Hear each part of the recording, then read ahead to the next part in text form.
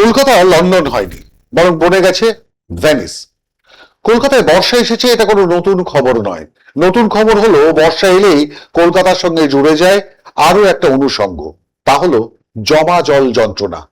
আর সেই জল যন্ত্রণার সঙ্গে আসে যানজট, ভোগান্তি, অফিসে দেরি, স্কুলে পৌঁছানোর যুদ্ধ, গাড়ি বন্ধ হয়ে যাওয়া, বাসের জন্য অপেক্ষা, টোটো, অটো রিক্সার ভাড়া বেড়ে যাওয়া, আর অবশ্যই জলটা আরেকটু নামলেই।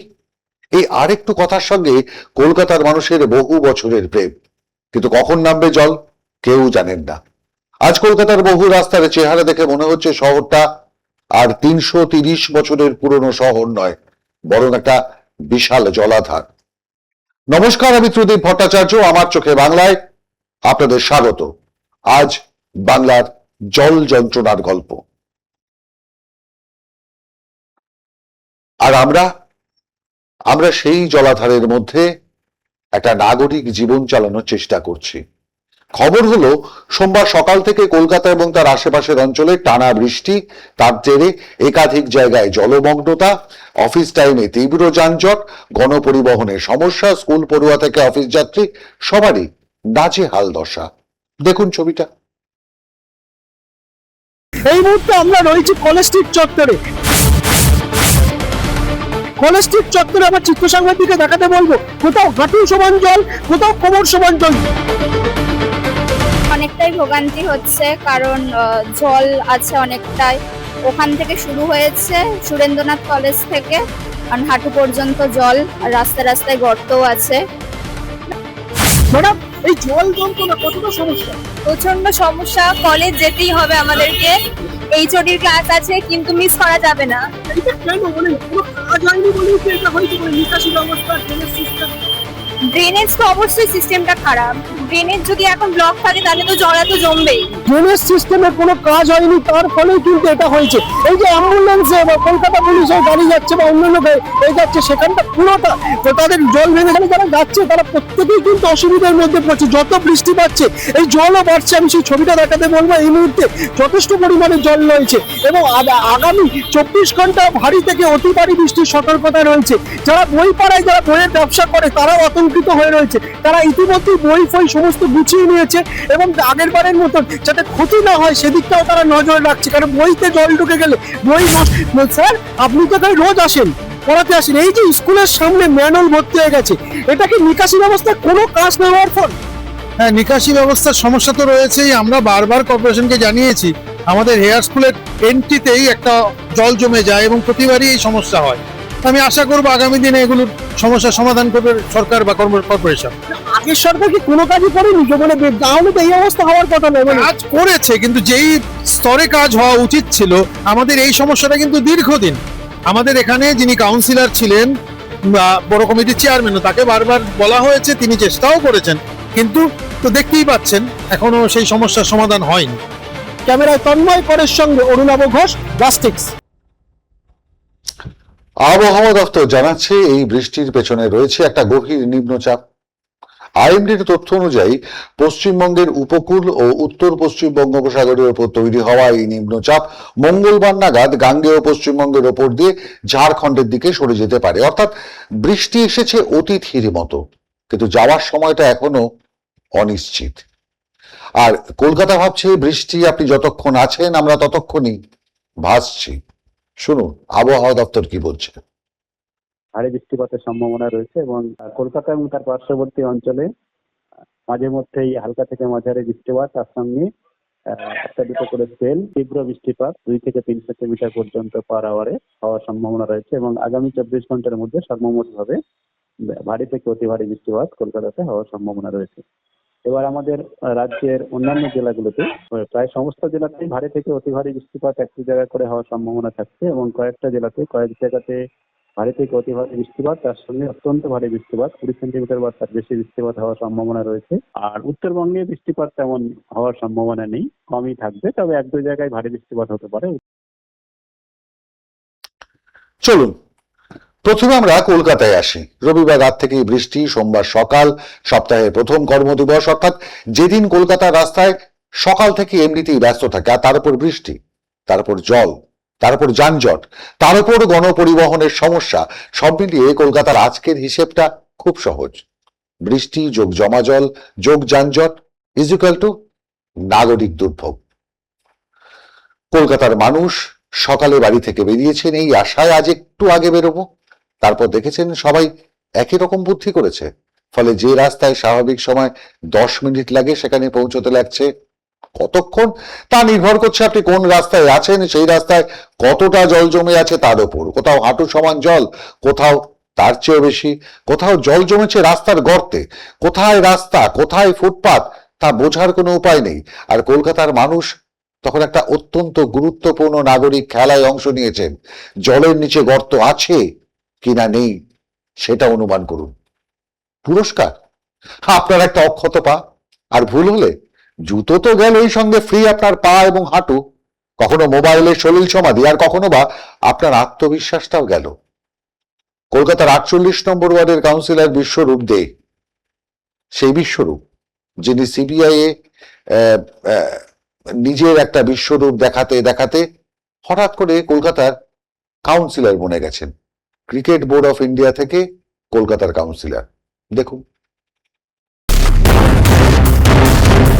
অতি গভীর নিম্নচাপ সৃষ্টি হয়েছে বঙ্গোপসাগরের ওপরে।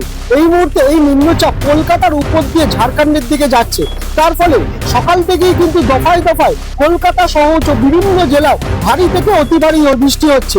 আমরা এই মুহূর্তে রয়েছি কলকাতার 48 নম্বর ওয়ার্ড প্রেমচাঁদ বরাল রোডে, এবং এইখানে যে রাস্তা, সেই রাস্তায় কিন্তু ইতিমধ্যেই জল দাঁড়িয়ে গেছে এবং স্কুটির চাকা গাড়ির চাকা সমস্ত ডুবে গেছে।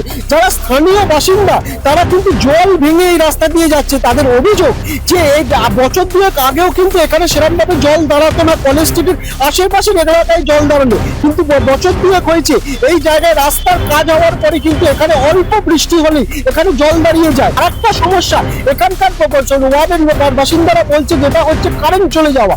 এখানে প্রায় সিএসসি এলাকা হলেও প্রায় কেবিল ফল্ট হচ্ছে এবং কারেন্ট চলে যাচ্ছে। তার ফলে 3 থেকে 4 ঘন্টা কারেন্ট থাকছে না, যা নিয়ে ক্ষোভ উগড়েছে সাধারণ মানুষ, এখানকার যারা ওয়ার্ডের বাসিন্দা। অনেকই ভোগান্তি হচ্ছে, এই যে এরকম ভাবে যেতে হচ্ছে। কারেন্ট অনেক দিন থেকে খালি কেবিল ফল্ট হয় আর কারেন্ট চলে যায়। আগে হতো না, না, অনেক দিন থেকে হচ্ছে। আর বছর বছর না না, হ্যাঁ শুরু হয়েছে এই কিছুদিন ধরে। বৃষ্টি হলে জল। হ্যাঁ এখানটা তো বিশেষ করে জল। কাউন্সিলর কাজ করেনি, কেউ কাজ করলে কি এরকম হতো? সমস্যা তো বটেই, নিশ্চয়ই তারা তো ঠিকমতো দেখাশোনা করছে না, ওই জন্য সেরকম ওই জন্য কাজটা হচ্ছে না। তার ফলে হ্যাঁ, তারপরে জল জমে কোনো সরকারি কোনো ঠিকঠাক ব্যবস্থা নিচ্ছে না। যে অল্প বৃষ্টি হলেই কলকাতায় বিভিন্ন জায়গায় গলিতে গলিতে জল দাঁড়িয়ে যাবে, সেই সমস্যা থেকে কবে মুক্তি পাবে? আর এই যে বিদ্যুৎ চলে যাওয়া, এটা থেকেও কবে মুক্তি পাবে প্রশ্ন করছে সাধারণ মানুষ। ক্যামেরায় তন্ময় করের সঙ্গে অরুণাভ ঘোষ, রাষ্ট্রিক। ক্রিকেট প্রশাসক থেকে সিএবি, ক্রিকেট প্রশাসক থেকে আপনার সোজা কাউন্সিলর বনে গেলে যে শহরটার অবস্থা কি হয় সেটা পরিষ্কার বুঝতে পারলে। তাহলে এবার একটু সংখ্যার দিকে তাকানো যাক, কারণ বৃষ্টি নিয়ে আমরা সাধারণত বলি ভীষণ বৃষ্টি হয়েছে, কিন্তু ভীষণ শব্দটারও একটা পরিমাপ আছে। দেখুন গ্রাফিক্স, পূর্ব মেদিনীপুরের হলদিয়ায় সোমবার সকাল 8:30 পর্যন্ত 24 ঘন্টায় 134 মিলিমিটার বৃষ্টি হয়েছে। দীঘায় 113 মিলিমিটার, দক্ষিণ 24 পরগনার ডায়মন্ড হারবারে 112 মিলিমিটার। সুতরাং ব্যাপারটা শুধু কলকাতা কেন্দ্রিক নয়, উপকূল থেকে গাঙ্গেয় পশ্চিমবঙ্গ একটা বিস্তৃত এলাকা জুড়ে এই বৃষ্টির প্রভাব রয়েছে। আর এই জায়গাটাতেই গুরুত্বপূর্ণ, কারণ কলকাতার জলবদ্ধতা গল্প শুধু কলকাতার গল্প নয়। চারপাশে নদী, খাল, নিকাশি ব্যবস্থা, জোয়ার ভাটা, বৃষ্টির পরিমাণ, শহরের ড্রেনেজ সবকিছু একে অপরের সঙ্গে হাত ধরাধরি করে চলছে। অর্থাৎ আপনি কলকাতার রাস্তায় জল দেখে বললেন কলকাতার জল যন্ত্রণা, পুরসভা জল নামাতে পারছে না। এটা একটা গল্পের একটা ছোট্ট অংশ, পুরো গল্পটা আসলে অনেক বড়। আর সেই গল্পে আছে নদী, খাল, নালা, নিকাশি, পাম্পিং স্টেশন, জোয়ার, নিম্নচাপ, আর আছে আজকের সরকার, তার আগের সরকার, তার আগের সরকারের সদিচ্ছার কথা আর কাহিনী। নতুন সরকার সদ্য এসছেন, সুতরাং তার কাছে প্রত্যাশা প্রচুর। সবে 3 মাস, তার আগে 15 বছর, তারও আগে 34 বছর। শুনুন কাউন্সিলর থেকে বিধায়ক বনে যাওয়া সজল ঘোষের কথা। কলকাতা পুরসভা গত 15 বছর যারা চালিয়েছেন তারা নিকাশির উপর কোনো রকম নজর দেননি। নিকাশি কেন? হ্যাঁ, তারা শুধু বেআইনি নির্মাণ ছাড়া তারা কখনোই কোনো রকম কোনো ব্যাপারে অংশগ্রহণ করেননি, এমন কোনো কাজও করেননি যাতে করে এই নিকাশির সমস্যা দূর হয়। আর সবচেয়ে বড় সমস্যা হলো এই নির্বাচনে হেরে যাওয়ার পর এই যে ছেড়ে পালিয়ে যাওয়া, এই ছেড়ে পালিয়ে যাওয়ার ফলে এলাকায় কাউন্সিলর বলে ব্যাপার নেই, হ্যাঁ মেয়র বলে কিছু নেই, ড্রেনেজ এমআইসি বলে কিছু নেই, ফলে কিছু জায়গায় নজরদারিতেও অসুবিধা হচ্ছে। একটা খুব সাধারণ প্রশ্ন করি, বৃষ্টি হলো, জল জমলো, জলটা যাবে কোথায়? রাস্তার জল শেষ পর্যন্ত কোথায় যায়? উত্তরটা শুনতে খুব সহজ, নিকাশির মাধ্যমে জল বেরিয়ে যাবে। কিন্তু বাস্তবে সেই নিকাশির কাজটাকেই সবচেয়ে বেশি অবহেলা করা হয়েছিল গত 15 বছরে। কারণ যে তত্ত্বে মমতা বন্দ্যোপাধ্যায়ের সরকার বিশ্বাস করতেন সেটা হলো উন্নয়নের কাজ মাটির নিচে করা যাবে না। আর এই তত্ত্বের প্রবক্তা কলকাতার প্রাক্তন মেয়র সুব্রত মুখোপাধ্যায়। 2000 থেকে 2005 সাল মেয়র ছিলেন সুব্রত মুখোপাধ্যায়। আর সেই থিওরি মেনে 2010 থেকে 2026 টানা তৃণমূল কংগ্রেসের আমলে নিকাশির কাজে সবচেয়ে বেশি অবহেলা করা হয়েছে। কিভাবে? শুনুন প্রাক্তন মেয়রের কথা। সে সময়ে জেএনইউআরএম প্রকল্পে এবং এডিবি থেকে লোন নিয়ে আমরা কলকাতা শহরের প্রাণকেন্দ্র এবং কলকাতার যে বর্ধিত এলাকা সেখানেও জল নিষ্কাশনের নিকাশির যথেষ্ট পরিকল্পনা নিয়ে কার্যকর করেছিলাম। কাজ করা, বিভিন্ন যে নিকাশি খালগুলো পরিষ্কার করা, এগুলো করেছিলাম। তারপর কেন বন্ধ হয়ে গেল এটা তো আমার পক্ষে বলা সম্ভব না। যেই মুহূর্তে আমরা চলে গেলাম, 11 সালে মমতা ক্ষমতায় এলেন, তখন কলকাতায় জল জমতো না, এত বৃষ্টি হওয়া সত্ত্বেও তখন মমতা ঢাক পিটিয়ে বলতেন যে আমরা আশায় জল। আসলে আমাদের কাজের ফলটা ওরা পেয়েছিলেন, তারপরে হয়তো ঠিক মতো মেনটেন করেনি নিকাশি ব্যবস্থাকে, নিরন্তর তার পেছনে পড়ে থাকতে হয়, সেটা হয়নি সম্ভবত। নিকাশি ব্যাপারটা বিজ্ঞাপনে আত্মপ্রচারের মতো এত সহজ কাজ নয়। কলকাতার মতো ঘন জনবসতিপূর্ণ একটা শহরে প্রচুর পরিমাণে বৃষ্টি অল্প সময়ে নামলে সেই জল দ্রুত নিষ্কাশন করা একটা বড় চ্যালেঞ্জ যে কোনো প্রশাসনের কাছেই। আর তখন ড্রেনেজ ব্যবস্থার ক্ষমতার তুলনায় বৃষ্টির জল বেশি হয়ে যায়, তখন রাস্তা হয়ে ওঠে একটা অস্থায়ী জলাধার। আর তার সঙ্গে যদি নিকাশির মুখে পলি আর প্লাস্টিক জমে থাকে তাহলে তো সোনায় সোহাগা। যদি নিচু এলাকা হয় সমস্যা আরো বাড়ে। যদি জল বেরোনোর পথে বাইরের জলস্তরের সম্পর্ক থাকে তাহলে আরো সমস্যা। আর যদি একসঙ্গে অনেক জায়গায় জল জমে তখন শহরের এক জায়গার সমস্যা অন্য জায়গায় যান চলাচলকে প্রভাব ফেলে। ফলে জল শুধু রাস্তা ভাসায় না, জল একটা গোটা শহরের টাইম টেবিলটাকেও ভাসিয়ে দেয়। স্কুলের সময় বদলায়, অফিসের সময় বদলায়, বাসের সময় বদলায়, ট্রাফিকের গতি বদলায়, মানুষের মেজাজ বদলায়। শুধু একটা জিনিস বদলায় না, সেটা হচ্ছে সোমবারের কাজ, যেটা আপনাকে করতেই হবে। দেখুন অনেকদিন একদম বাচ্চারা এই এতটা পর্যন্ত জল নিয়ে সে বাজ পড়েছে, কিভাবে গেছে আমরা বাড়িতে। আজকে আমার মেয়ের পড়া হচ্ছে বলে ওই জন্য এটা নিয়ে কোথা থেকে আসছেন? আপনি কতটা জল পার করে এসছেন? কতখানি জল? নমস্কার, আমি তিথি রয়েছি আপনাদের সঙ্গে। এই মুহূর্তে লন্ডন থেকে দাঁড়িয়ে আপনাদের সঙ্গে কথা বলছি। ঠিক সেই লন্ডন, যে লন্ডন এখন ভেনিসে পরিবর্তন হয়েছে, যে লন্ডন এখন জলে ডুবে রয়েছে। ঠিক কলকাতার প্রাণকেন্দ্র পার্ক স্ট্রিট, যেখানে এখন কোমর অবধি জল, যেখানে কোমর অবধি জল, এবং এই জলের মধ্যে দিয়ে নিত্যযাত্রীরা তাদের নিয়মিত কাজ সারছে। গত 15 বছর মমতা বন্দ্যোপাধ্যায় একেবারে চোখ বন্ধ করে ঘুমোচ্ছিলেন। তার পরিণাম দেখতে পাচ্ছেন, কলকাতার প্রাণকেন্দ্র পার্ক স্ট্রিট জলে ডুবে রয়েছে। নেই কোনো উন্নয়ন, নেই কোনো নিকাশ ব্যবস্থা। বর্তমান সরকারের কাছে একটি প্রশ্ন, তাহলে সরকার কি এই ভেনিস কলকাতাকে ফিরিয়ে দিতে পারবে তিলোত্তমা কলকাতায়? অনেকদিন একদম বাচ্চারা এই এতটা পর্যন্ত জল নিয়ে সে বাজ পড়েছে, কিভাবে গেছে আমরা বাড়িতে। আজকে আমার মেয়ের পড়া হচ্ছে বলে ওই জন্য বর্তমান সরকারের কাছে কোনো প্রশ্ন রয়েছে উন্নতি নিয়ে? আর কি বলো, কারোর কাছে কিছু প্রশ্ন নেই, যাই খরচ এই যে এরকম সেরকমই আমরা থাকি। এটা নিয়ে কোথা থেকে আসছেন? আপনি কতটা জল পার করে এসেছেন? কতখানি জল? ভয় করছে এই কলকাতা শহরে? না আর এই যে জল জমেছে, এতে কাজের কতটা ক্ষতি হচ্ছে বলে এবং শারীরিকভাবে কতটা অসুস্থতার মধ্যে দিয়ে যেতে হচ্ছে? আপনি ক্যামেরায় তিথি মজুমদারের সঙ্গে অমিত ভানু, রাস্ট্রিক্স।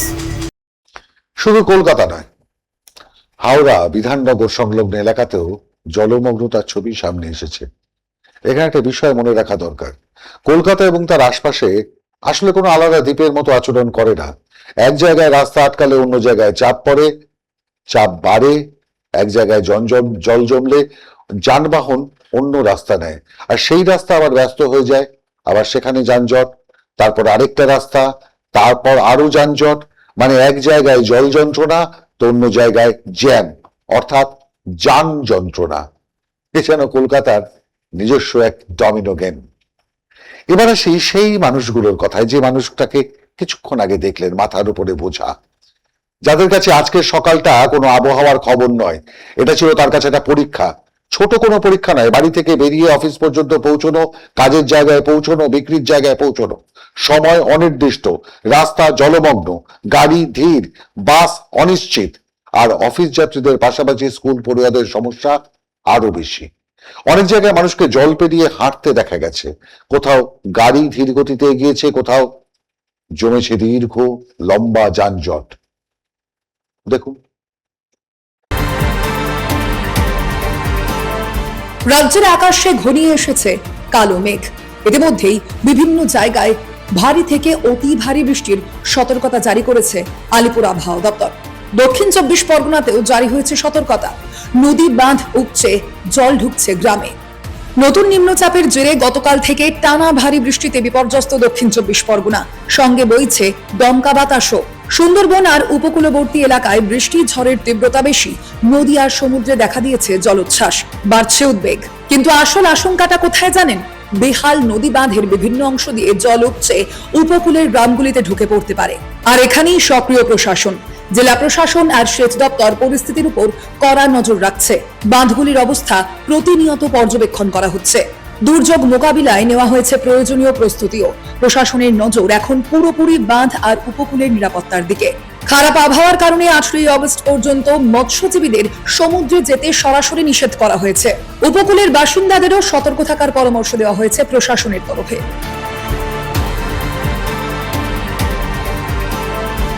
এখানে একটা মজার ব্যাপার আছে। বাংলার মানুষ বৃষ্টিতে অভ্যস্ত, বাঙালি বৃষ্টিকে ভালোবাসে। বাঙালি বৃষ্টিতে কবিতা লিখতে পারে, বৃষ্টিতে খিচুড়ি খেতে পারে, বৃষ্টিতে রবীন্দ্রসঙ্গীতও শুনতে পারেন। কিন্তু অফিস যাওয়ার সময় রাস্তা ডুবে গেলে কবিতা খুব একটা কাজে আসে না। তখন প্রয়োজন হয় অসীম ধৈর্যের, ঠিক কেলে ঘায়ের ফ্ল্যাট কন্ডিশনের মতো।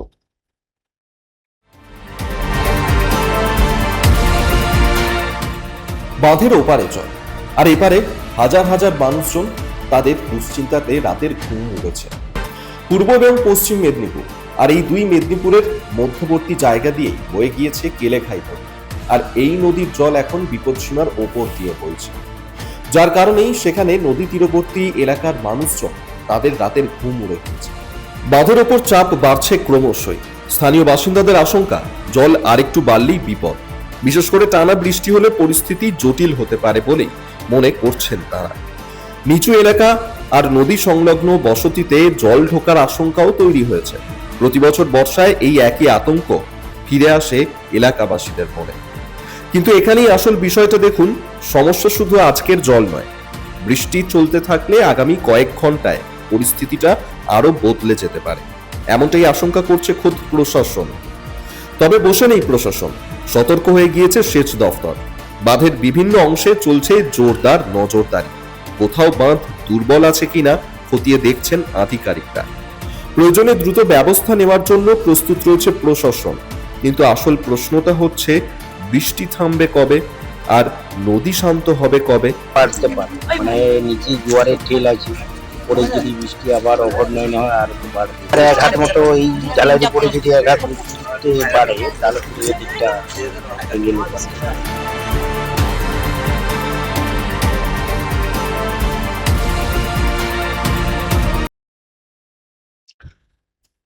কলকাতার বাইরের বড় ছবিটা দেখলেন।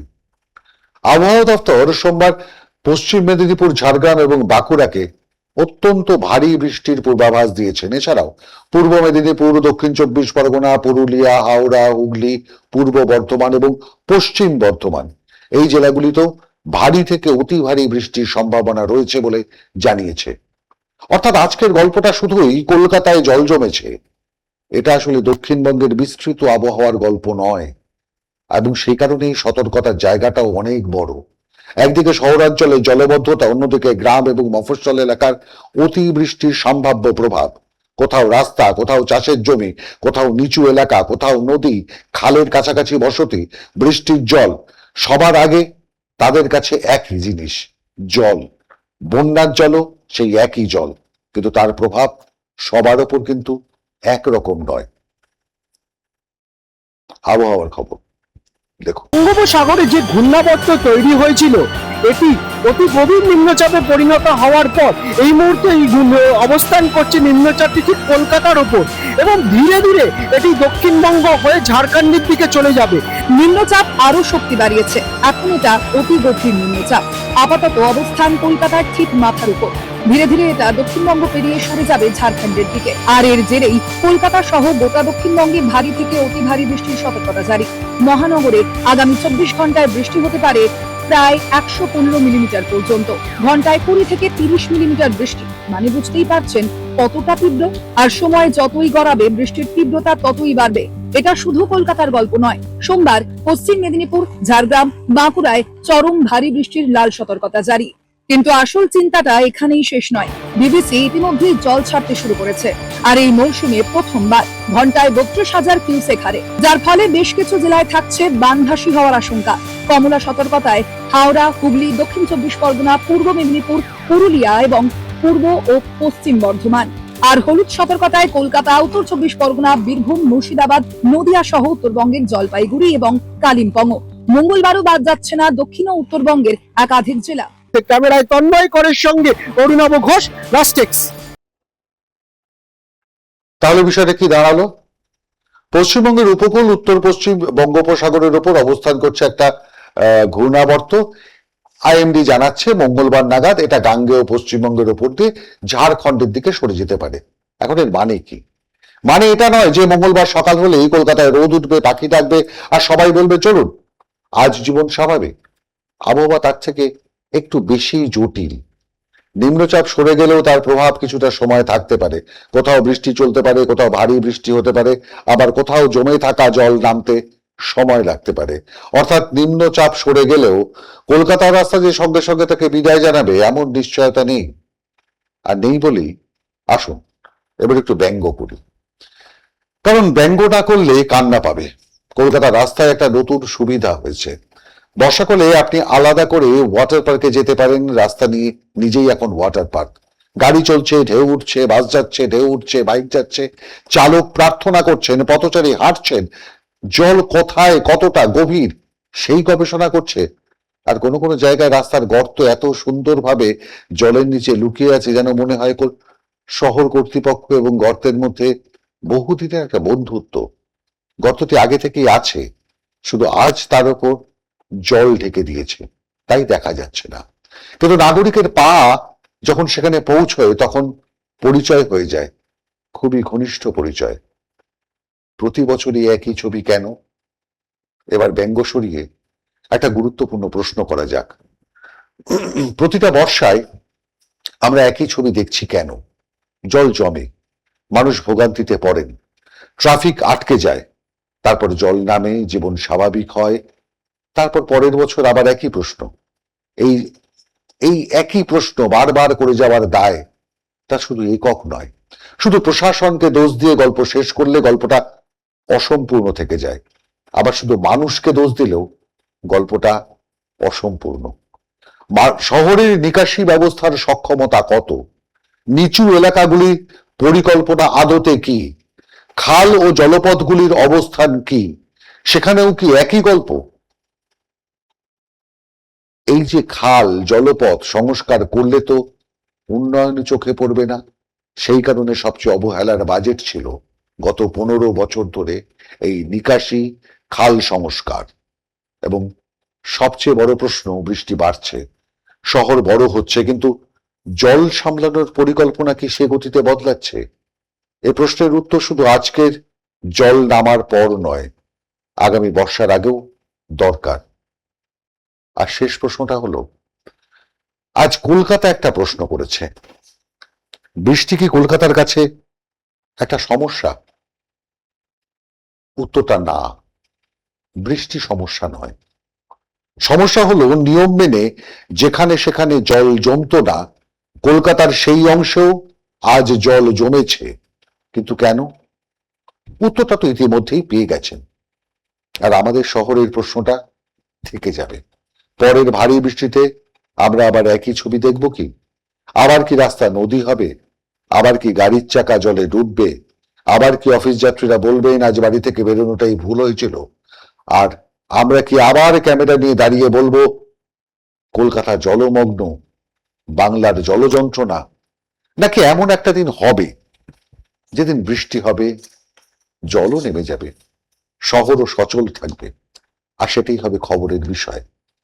কারণ তখন তো আর জলমগ্ন কলকাতা খবর হবে না, স্বাভাবিক কলকাতাই হবে খবর। সেদিনের স্বপ্ন কি আপনি দেখেন? যদি দেখেন, তাহলে সরকারকে প্রশ্ন করুন, জিজ্ঞাসা করুন কেন নিকাশির কাজ হবে না দ্রুততার সঙ্গে। প্রশ্ন করুন নিজেকে, কেন আজও প্লাস্টিকের ব্যবহার করে রাস্তায় অবহেলায় ফেলে দিয়ে চলে যাব আমরা সেই প্লাস্টিক যা জমছে প্রতিদিন নিকাশের মুখে। দায়িত্বটা শুধু সরকারের নয়, আপনারও। আজকের মতো এখানেই শেষ করছি। বৃষ্টি থামুক বা না থামুক, আমি প্রদীপ ভট্টাচার্য আপনাদের জন্য আবার নিয়ে আসবো রাষ্ট্রিক্সের বিশেষ অনুষ্ঠান আমার চোখে বাংলা। ততক্ষণ পর্যন্ত ভালো থাকবেন।